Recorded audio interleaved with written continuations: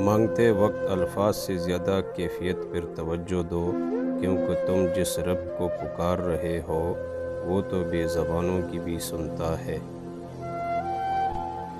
حرام اور حلال پر کوئی لیبل نہیں لگا ہوتا، ان میں جو چیز فرق کرواتی ہے وہ ہے خوف خدا۔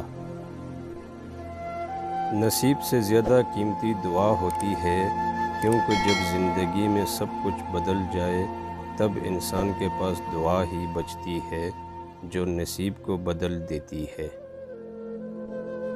جب لوگ آپ پر تنقید کرتے ہیں تو آپ کو اپنی خامیوں کا پتہ چلتا ہے، جب لوگ آپ سے حسد کرتے ہیں تو آپ کو اپنی خوبیوں کا پتہ چلتا ہے۔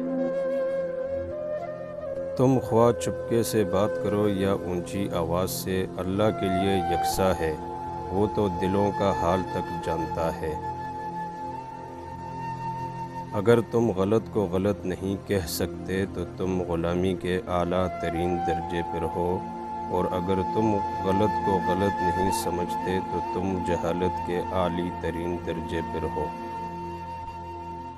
ہمیشہ دعا مانگا کریں، کیونکہ ممکن اور ناممکن تو صرف ہماری سوچوں میں ہے، اللہ کے لیے تو کچھ بھی ناممکن نہیں۔